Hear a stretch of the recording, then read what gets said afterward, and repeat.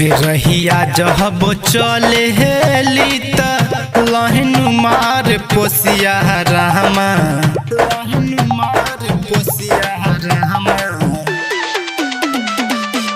रहिया जहब चले हेली त लहन मार पोसिया रहमा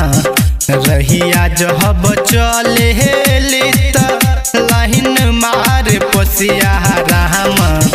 गहल चुबे रही बरमुआना जवाना खलसिया रहमा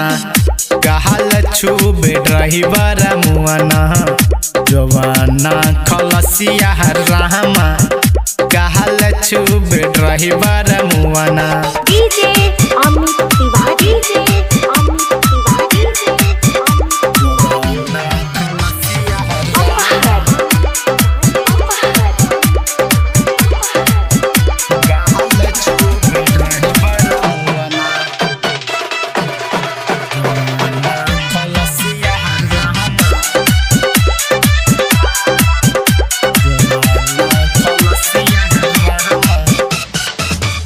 कहता कि चल गोरी से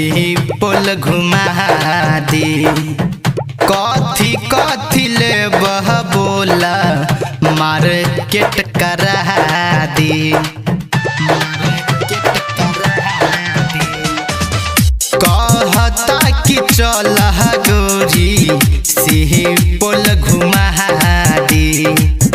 कथी कथी ले बह बोला मार्केट करा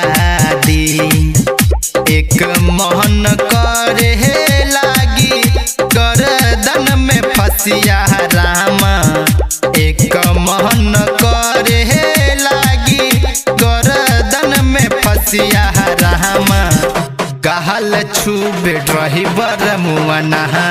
जवाना खलसिया रामा गहल छुबे रही बरमुआना जवाना खलसिया रामा गहल छुबे रही बरमुआना। Swati recording studio Delhi.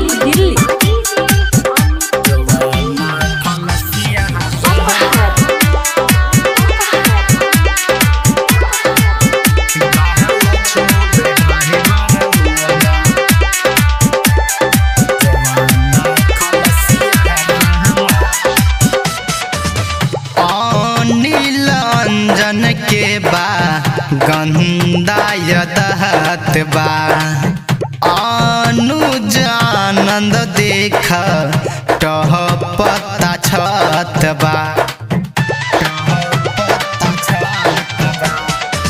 मुँह के समूह सहकन के गंदा यदहत बा अनुज आनंद देख पत्ता छत बा कहता कि तारी पीला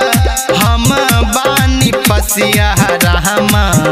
कहता कि तारी पीला हम बानी पसिया रहमा गहल छुबे रही बरमुआना जवाना खलसिया रहमा गहल छुबे रही बरमुआना